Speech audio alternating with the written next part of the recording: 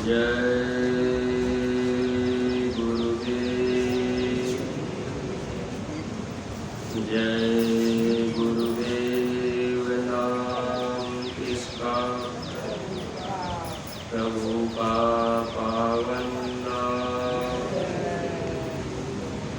मालिक का प्यारा नाम,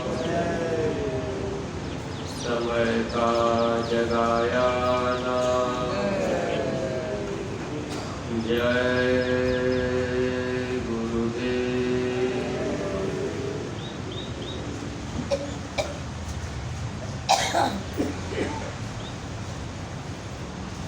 शब्द रूप में विराजमान परम पूज्य स्वामी जी महाराज, परम श्रद्धेय पूज्य महाराज जी के चरणों में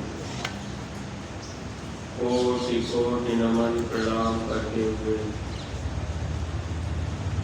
संस्था के सभी वरिष्ठ पदाधिकारी सदस्यगण,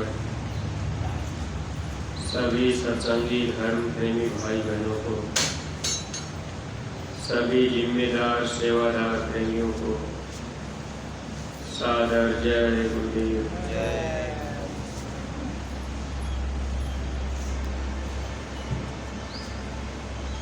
परमार्थी प्रेमी भाई बहनों, गुरु भक्ति का मार्ग इस संसार से बिल्कुल हट करके है, और जितना हम सब लोग भक्ति को सरल समझते हैं, उतनी ये भक्ति सरल नहीं है। क्योंकि भक्ति के रास्ते पर यह मन हम लोगों का सबसे बड़ा दुश्मन है, और दुश्मन बराबर साथ साथ रहता है।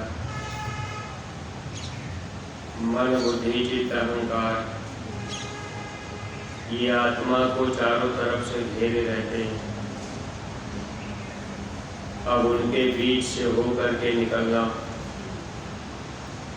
गुरु आदेश का पूरा पूरा पालन कर लेना, ये किसी किसी जीव के अंदर ही क्षमता हो पाती। क्योंकि मन हम लोगों को सांसारिक वस्तुओं को पाने के लिए, इसी संसार और शरीर का सुख पाने के लिए बराबर इधर की तरफ प्रेरित करता है। दुनिया में जिस चीज को हम आप देखते हैं, उन्हीं चीजों की इच्छाएं हम लोगों के अंदर पैदा होती हैं। जबकि गुरु महाराज ये बात बताया करते थे कि इच्छाओं का कभी अंत नहीं होता, यानी जितनी भी चीजें हम आप दुनिया में पाते जाएंगे, उतनी इच्छाएं बढ़ती जाती। अब किसी के पास एक गाड़ी है तो वो चाहता है 2 गाड़ी हो जाए, एक दुकान चल रही तो मन की कहता है 2 दुकान हो जाए, अगर एक कपड़े हम आप पहन रहे तो मन कहता है 2 कपड़े रहें। यानी इच्छाएं बराबर बढ़ती ही रहती हैं, कभी इच्छाएं सिमट नहीं पाती। जब महापुरुष इस धरती पर मिल जाते हैं तो इच्छाओं को मिटाने और समेटने के लिए हम जीवों से सेवा भी लेते हैं, हम जीवों से सेवा कराते हैं। खास तौर से महात्मा हम जीवों को दीन बनाना चाहते हैं। जब दीनता आ जाएगी तो चाहे जैसा मिल गया पहन लिए, चाहे जैसा भोजन मिल गया भोजन कर लिए, चाहे जैसे हमको आपको सोने का स्थान मिला वही सो गए। इस तरह से इच्छाओं को मारने के लिए महापुरुष हम जीवों को सेवा में निरंतर लगाए रखें, ताकि धीरे धीरे इनकी इच्छाएं खत्म होने लगेगी और संसार से लगाव प्रेम भी धीरे धीरे कम होने लगेगा। अब वैसे तो महापुरुषों ने प्रेम के लिए हम जीवों को समझाने की कोशिश की थी कि जैसा प्रेम हम लोगों का घर परिवार संसार में नातेदार रिश्तेदार सगे संबंधियों से होता है, वैसा ही प्रेम गुरु से होना चाहिए। लेकिन उस तरह का प्रेम गुरु से जल्दी हो नहीं पाता, क्योंकि ये मन जिन चीज़ों को संसार में देखता है अब उन्हीं को अपना मान बैठते। देखिए, हम सब लोगों के घर परिवार में जब कोई बच्चा पैदा हो जाता है, उसको देख करके मोह पैदा हो जाता है और उससे हम लोगों का प्रेम हो जाता है। इस तरह से लगाव दुनिया में बढ़ता जाता है।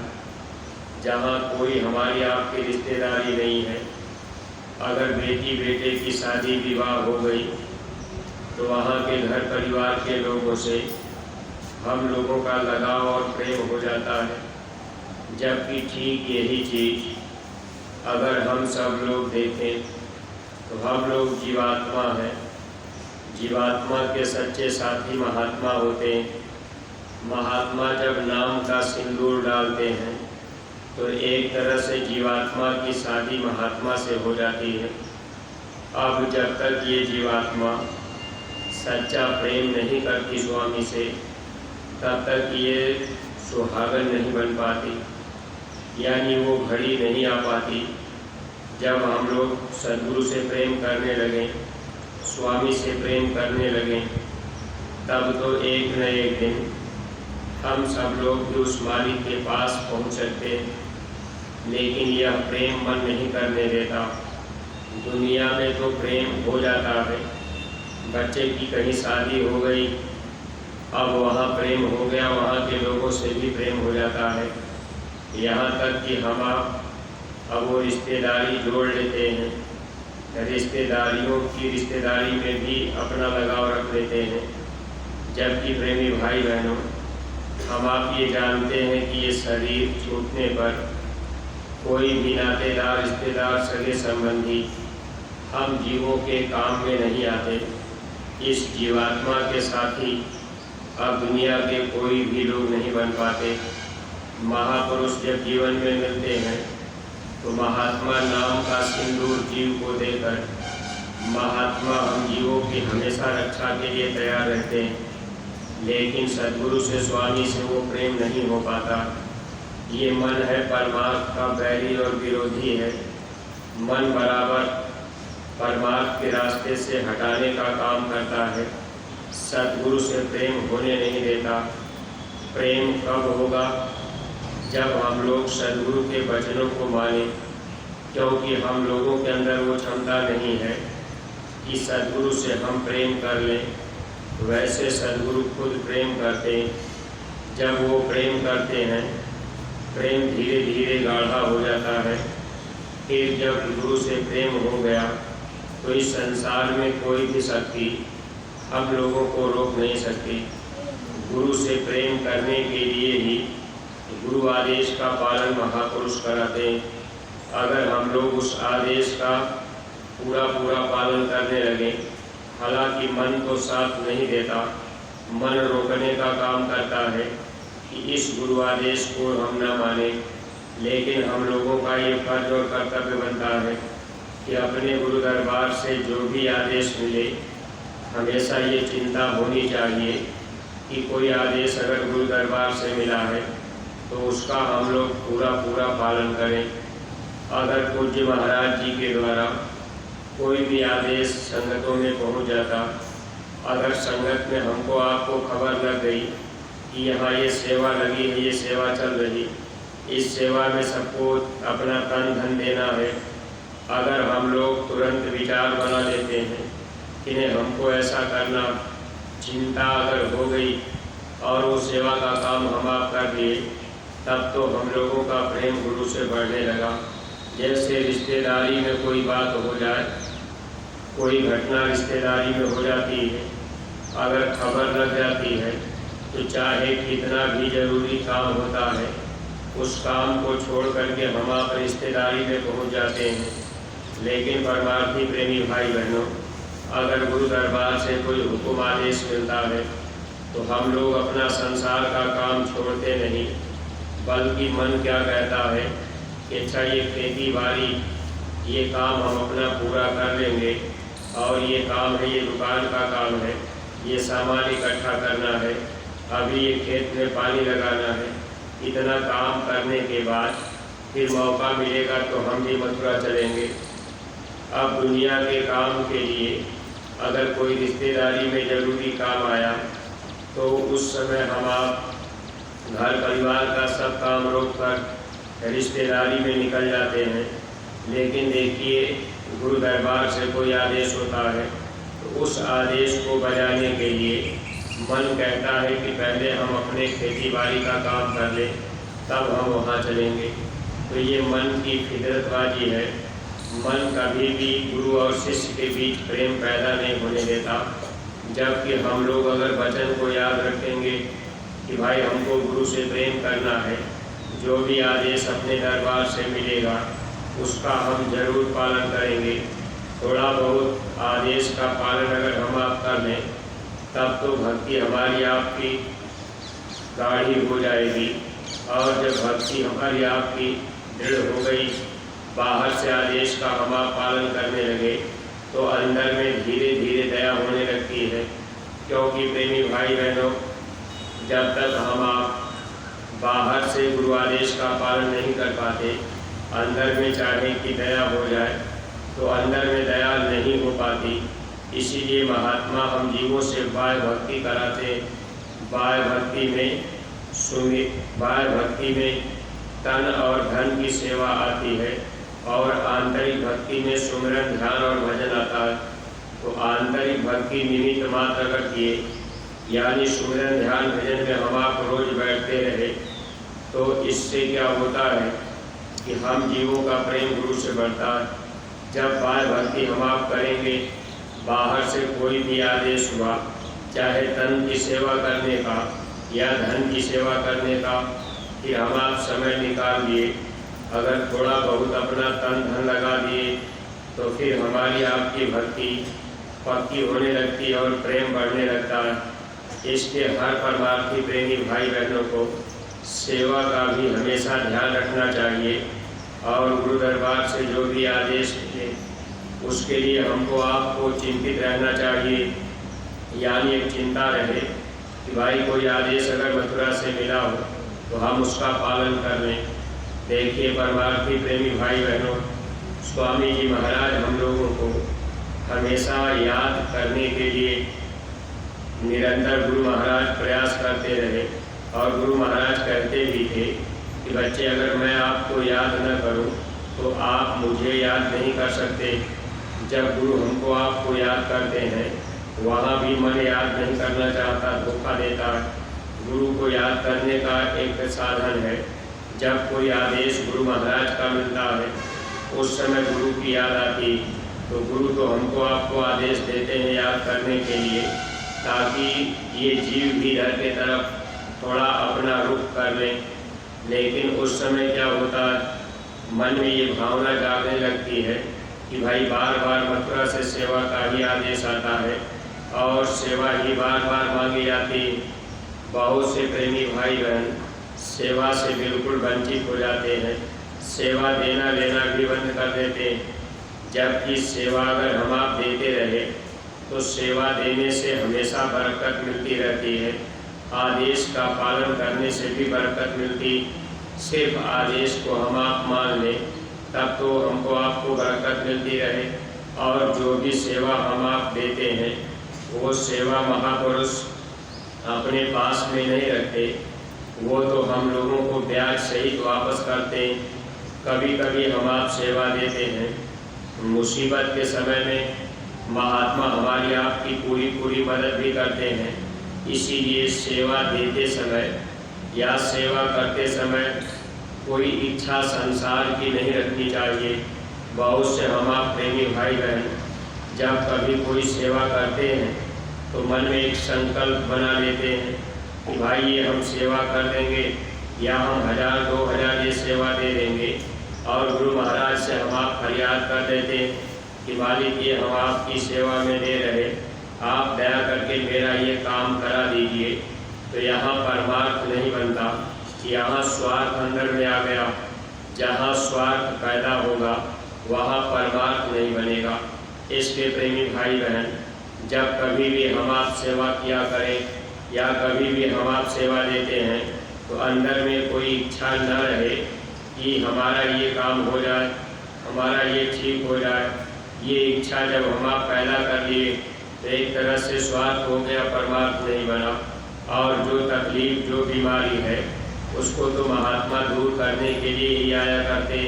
अपना बच्चा है, छोटा सा बच्चा, अगर बच्चा रो रहा है, बच्चे के पेट में दर्द है, बच्चा भले नहीं कहता, लेकिन माता पिता को चिंता हो जाती है। माता पिता बच्चे के लिए अब वो इधर उधर भागते दौड़ते हैं कि बच्चे को कहीं दिखा दिया जाए, दवा करा दिया जाए ताकि इसका रोना बंद हो जाए। ठीक उसी तरह से हम सब लोग परमार्थ में अबोध बालक हैं। बिल्कुल हम लोगों को कोई ज्ञान नहीं है, लेकिन हम आप रोते ये दुनिया की चीज़ों को पाने के लिए कि भाई हमको ये दुनिया की चीज़ मिल जाए। अब महापुरुष हम जीवों को न मांगने पर भी देते, लेकिन हम आप बार बार प्रयास करते हैं कि हमको ये चीज़ मिल जाए।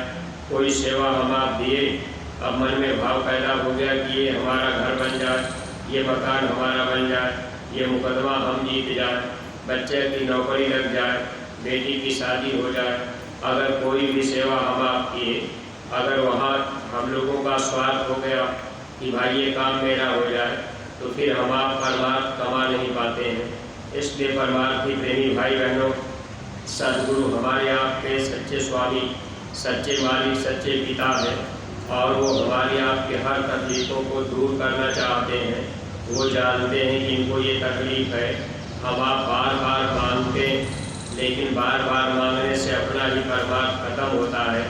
इसलिए कोशिश ये करनी चाहिए कि हम आप गुरु दरबार में लगे रहें, जो आदेश हो उसका पूरा पूरा पालन करें। अगर बार बार हम आप दुनिया की चीज़ मांगते रहेंगे, सेवा भी दिए, कुछ मांग भी लिए, तो वो परमार्थ में तो जुड़ नहीं पाएगा। अगर महापुरुष आपके स्वार्थ को पूरा करना चाहे, वो तो किसी भी तरह से वो चाहते हैं कि जीव को हम सुख दे दें। वो सुख देने के लिए ही आए, लेकिन हम आप अज्ञानता में मांगते रहते हैं और जब नहीं मिलता तो हम आप रोते, गुरु का रास्ता छोड़ देते। देखिए स्वामी जी महाराज एक बार सुना रहे थे कि एक माँ आग के पास, चूल्हे के पास बैठ कर के रोटी बना रही थी। चूल्हे में जो आग जल रही थी उससे लाल पीली ज्योति निकलती थी, यानी आग जब जलती है तो उसकी ज्योति को अगर देखा जाए तो बड़ा ही सुंदर लगता है। अब माँ रोटी बना रही, छोटा सा बच्चा बगल में पेट के बगल लेटा हुआ है। बिल्कुल वो बच्चा चल भी नहीं पाता था, लेकिन वो बच्चा पेट के बड़े पड़ा है। धीरे धीरे घिसकते घिसकते बच्चा चूल्हे के पास आया और चूल्हे में अपना हाथ डालने लगा, क्योंकि बच्चे को वो लाल पीली आग की ज्योति अच्छी लगती थी। बच्चा हाथ बढ़ा करके जब आग पकड़ना चाहा तो माँ ने उसके हाथ को खींच के पीछे कर दिया, फिर उसको पीछे हटा दिया। बच्चा रोने लगा। फिर जब चुप हुआ, फिर बच्चा धीरे धीरे चूल्हे के पास घिसक करके आया। फिर जब उसने अपने हाथ बढ़ाया पकड़ने के लिए, माँ ने फिर उसके हाथ को पीछे कर दिया। फिर वो बच्चा रोने लगा।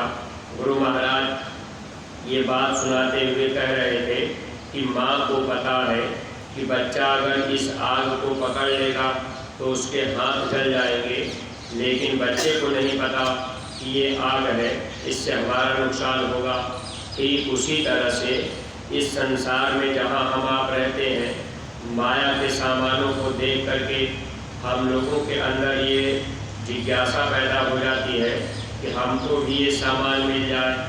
उसी लिए हम आप दुनिया का सामान मांगने के लिए सद्गुरु से हाथ फैला देते हैं कि हमको ये चीज़ मिल जाए। अगर वो चीज़ नहीं मिलती है तो फिर हमारा आपका मन मोटा होता है, फिर हम आप गुरु के रास्ते से दूर होने लगते हैं। सुमिरन ध्यान भजन भी छोड़ देते हैं, फिर सेवा करना भी बंद कर देते हैं। कितने सत्संगी को कह देते हैं कि अरे हमने गुरु महाराज से प्रार्थना की थी कि मेरा ये काम हो जाए, अब मेरी बेटी की शादी हो जाए, बच्चे की नौकरी लग जाए, लेकिन गुरु महाराज ने दया नहीं किया, तो हम बार बार क्या सेवा दें, बार बार सत्संग में क्या आए जाएं, बार बार हम प्रचार में क्यों जाएं। अब ये मन जो है यही दुनिया की चीज़ों को पाने के लिए अब हम लोगों को परमार्थ से अलग कर देता है। इसलिए सत्संगी प्रेमी भाई बहनों, दुनिया की चीज़ मिले न मिले, अरे कितनी बार हम आप जन्मे मरे, कितने जन्म मरण की पीड़ा हम आप सहते रहे। आज मनुष्य शरीर में है तो अच्छा घर मकान चाह रहे, आज हम आप मनुष्य शरीर में अच्छा भोजन अच्छा कपड़ा चाह रहे, लेकिन यही जीवात्मा जब 84 में चली जाती है तो वहाँ कोई घर मकान हम आप नहीं बना पाएंगे। आप पक्षी को देखिए तो आज रात में किसी पेड़ पर बैठ करके गुजारा कर दी, कल रात में किसी और पेड़ पर बैठ करके, चाहे जहाँ भी वो बैठ गई पेड़ पर, रात भी गया उजाला हुआ, फिर वो अपना पेट भरने के लिए दिन भर उल्टी दौड़ती रहती है, फिर शाम हुआ फिर वो कहीं पेड़ पर बैठ करके गुजारा कर दी। अगर इस तरह हम लोग भी संसार में ये समझ करके कि भाई यहाँ हमको ज़्यादा दिन नहीं रहना है, ये 4 दिन की ज़िंदगी है, यानी बचपन, किशोरावस्था, जवानी और बुढ़ापा, यही 4 अवस्थाएं हैं। अब इसी को महात्माओं ने 4 दिन की ज़िंदगी बताया। अब ये समय हमारा आपका ऐसे निकल जाता है, फिर हम आप भजन नहीं कर पाते, भक्ति नहीं कर पाते। इसके सत्संगी प्रेमी भाई बहनों, हम लोगों का ये परम सौभाग्य है कि हम लोगों को ये मौका मिला हुआ है सेवा और भक्ति करने का। जो भी आदेश अपने गुरु दरबार से हुआ करता है, हम लोग बराबर ये कोशिश करें कि हर आदेश को हम मानेंगे। पूज्य महाराज जी जब जैसा आदेश दे दें, अगर हम आप उसको मान लिए तब तो भला हो गया। अगर ये सोच लिए कि भाई ये आदेश हम नहीं मानेंगे, हम अपनी बात रिश्तेदार की बात मानेंगे, ये हमारे रिश्तेदार हैं, हम इनका सहयोग कर देंगे, इनकी तरफ हम रहेंगे, ये हमारी जाति बिरादरी के हैं, हम इनकी मदद करेंगे, गुरु आदेश का पालन नहीं किए और फिर हम अपने नातेदारी रिश्तेदारी या जाति बिरादरी में चले गए तो फिर अपना परमार्थ बिगड़ता है। और महात्मा इस तरह से जीव की परीक्षा भी कर लेते हैं। काल भगवान के दरबार में जब हिसाब होता है तो काल भगवान ने उन्हीं जीवों को जाने का आदेश उन्होंने दिया है, वो रोक देते हैं, ये जीव नहीं जाएगा क्योंकि इसने आपकी बात को नहीं माना। जो भी कर्म हम आप यहाँ कर रहे, वहाँ काल भगवान के दरबार में फोटो छपी रहेगी। जो आदेश हम आप नहीं माने, वो बताएंगे कि ये जीव आपकी बात नहीं माना है, तो हम तो इसको जाने नहीं देंगे। इसलिए हर आदेश मानने वाले प्रेमियों का प्रेम गुरु से बढ़ जाता है और ऐसे प्रेमियों का काम बन जाता है। तो सत्संगी प्रेमी भाई बहनों, ये विद्यालय है प्रयास करने का, ये समय हम लोगों को मिला है संभलने सुधरने का। अगर हम आप संभल गए, गुरु आदेश में चलने लगे, तब तो ये जन्म जीवन सार्थक बन जाएगा, लोक और परलोक दोनों का लाभ मिल जाएगा। वरना ये दुनिया और ये शरीर जब एक दिन छूट जाएगी, कोई नातेदार रिश्तेदार सगे संबंधी काम नहीं आएंगे, कोई हमारी आपकी जीवात्मा की मदद नहीं करेगा। अगर हम आप अपनी बार शत्रु से प्रेम करके जन्म मरण की पीड़ा से नहीं बच पाए, फिर अगर 84 में जाना हो गया तो ऐसे ही हम आप पेड़ों पर बैठकर कहीं पशु बन करके टूटे में बंधे रह जाएंगे।